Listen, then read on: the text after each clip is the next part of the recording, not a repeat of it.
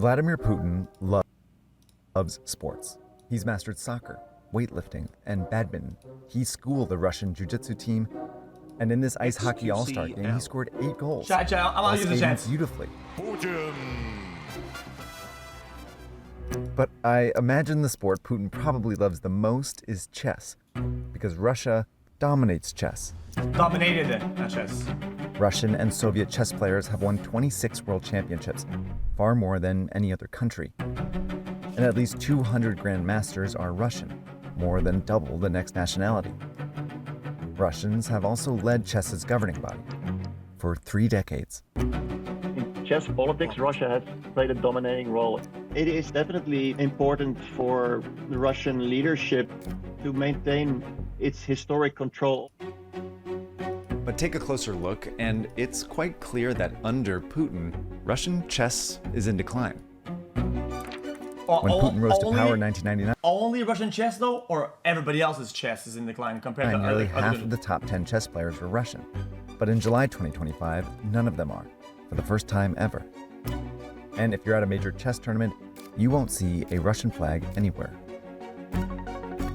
Russia is losing the dominance, but there's obviously also political reasons behind this. They have completely collapsed. This is the story of how Russia took control of the chess world and how it's letting it slip away. Well, I have an idea to bring him back, but you might have to pucker up. Almost 5 years.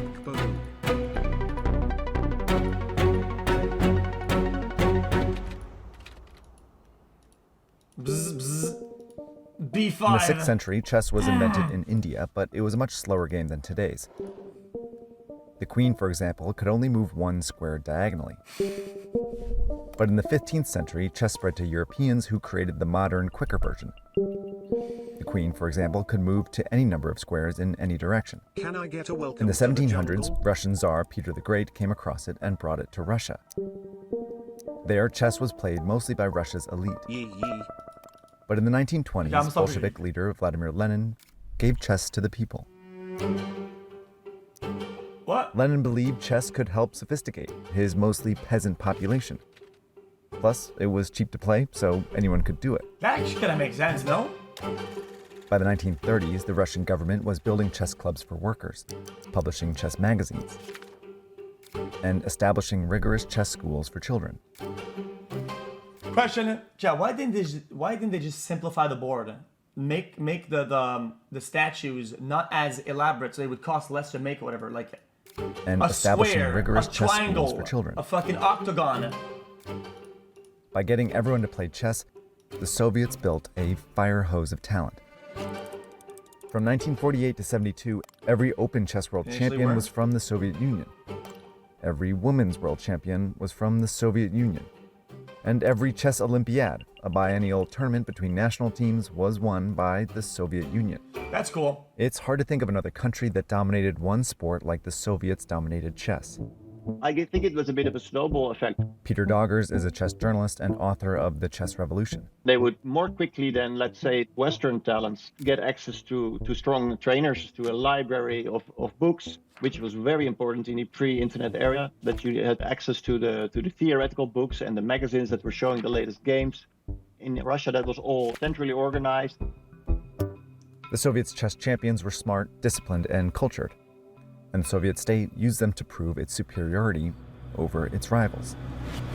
Here is where a Russian called Boris Spassky and an American called Bobby Fischer are to fight out the most intellectually exhausting battle known to the mind of man, the World Chess Championship.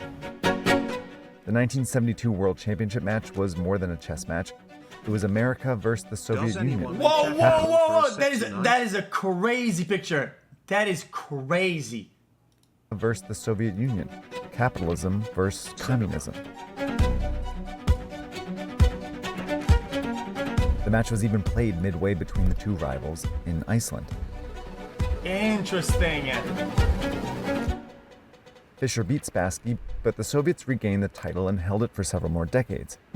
It also held on to the women's world titles and won most chess Olympiads. In 1991, the Soviet Union collapsed, but Russia continued to dominate chess and eventually dominate the politics of chess. Meet Kirshan Ilumzanov. In 1995, he was elected the president of the International Chess Federation, or FIDE, and he believes that chess comes from space. I was taken by my apartment in Moscow to this spaceship, and we went to some star. Russia's all over the news, but I'm keeping my eye on one story Chat, in particular, okay, Russia ending its moratorium on nuclear-capable but submarines. what if he's And right, what really though? stands out to me is And the that only actually just happened, though. track global events.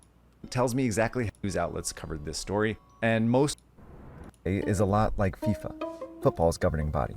It declares the world champions and runs the major tournaments. Many of its decisions are voted on by over 100 national federations. And its leaders tend to be pretty shady guys. Really, man? Really? Kirshan Ilumzanov was the president of a small Russian republic when he was elected KK. FIDE president in 1995. He was eccentric, insisting that aliens once abducted him. I talked with them, yeah. I understand. And he was corrupt.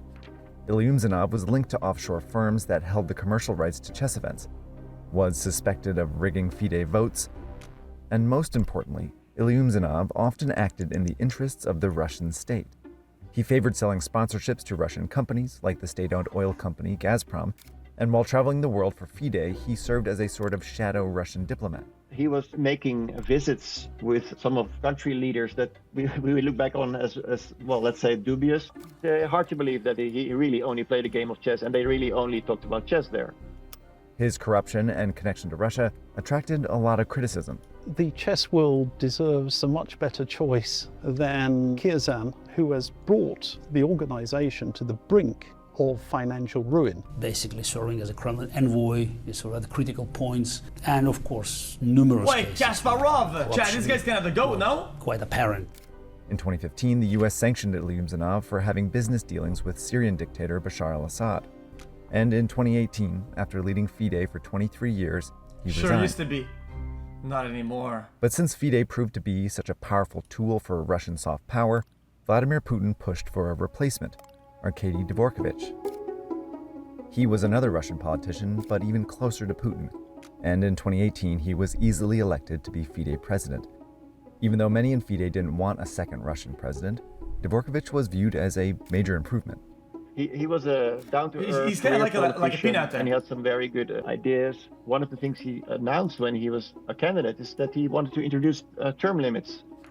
Dvorkovich also increased FIDE's budget substantially, but he also continued to keep FIDE close to the Russian state. A 2024 investigation found that up to half of FIDE's tournament budget comes from companies in or connected to Russia. And he had many Russians serve in key positions in FIDE.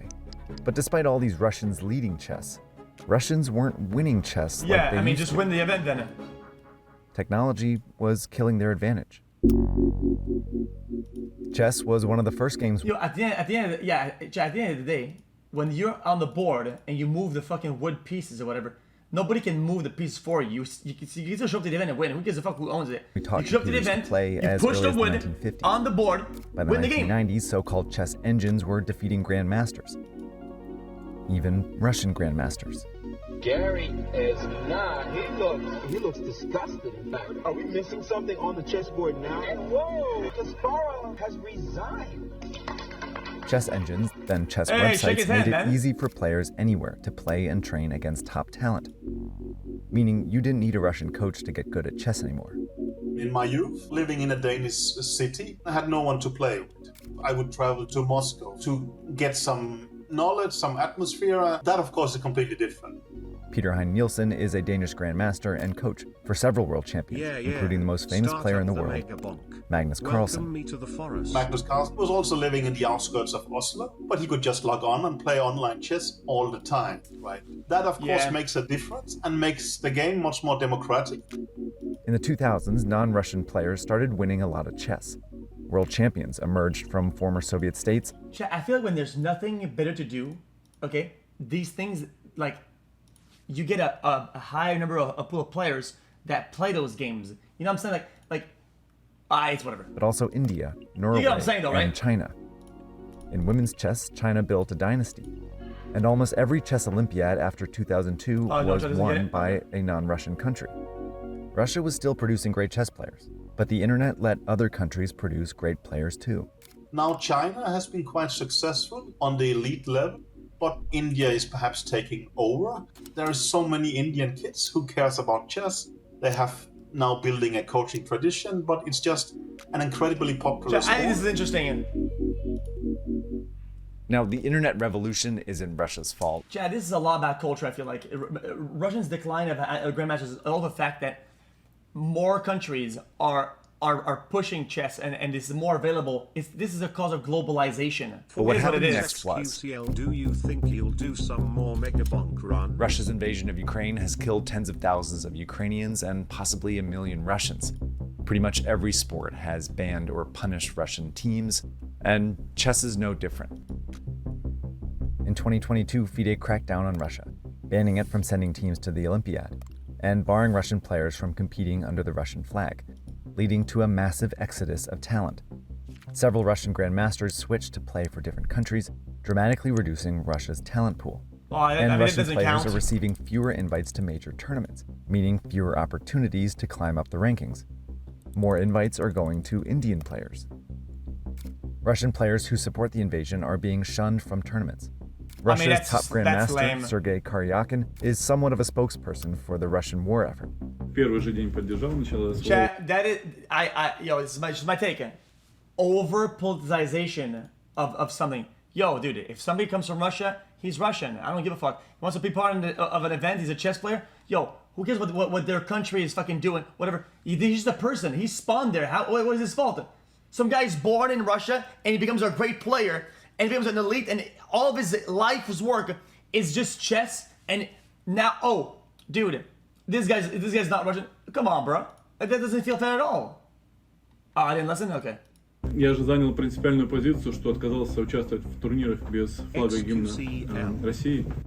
He would be close to ranking among the top 10 players. Oh, I selected hearing. If they support it, that's what happens. But he's listed as inactive for not playing in enough major tournaments.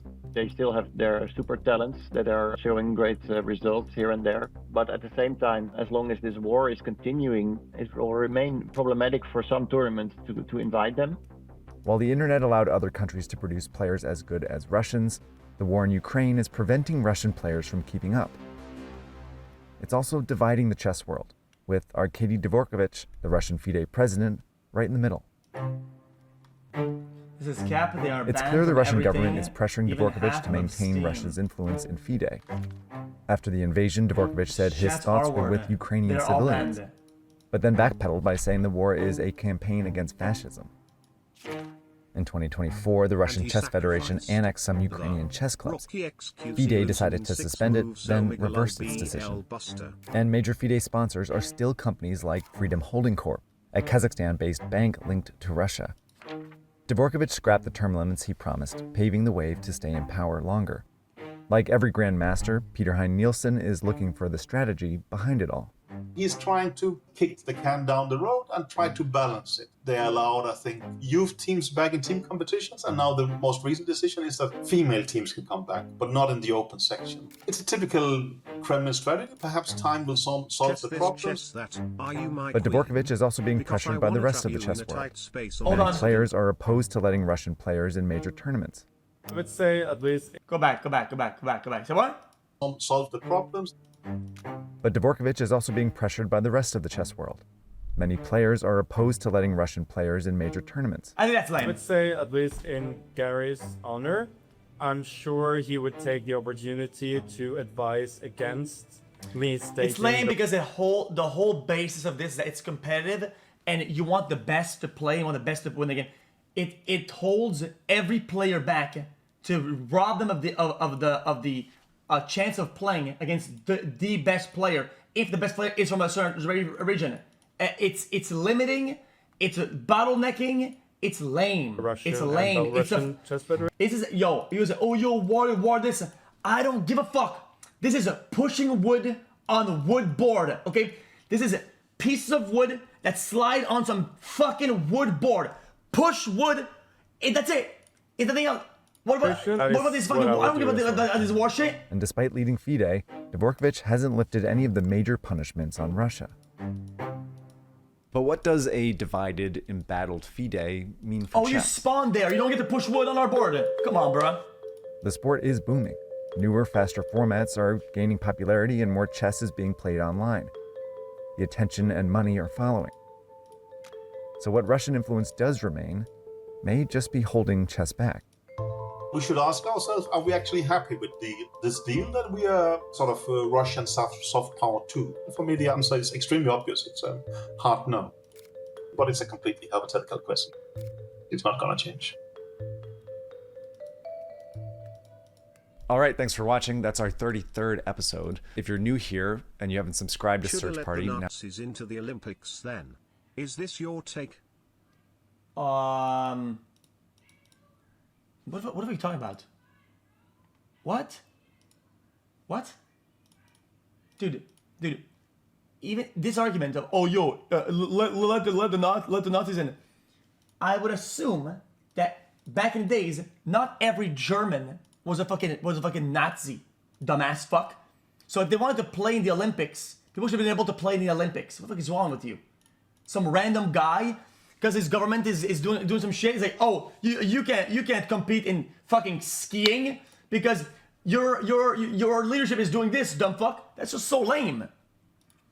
This guy spawned in. He just skis in that fucking hills. Like what? I think it's unfair for them. I think it's stupid. What? You don't agree with that? I think over-politicization of anything is bad. What if you were to say, oh, okay, well, dude, this country is selling... Can you just play Mario Kart? Thanks.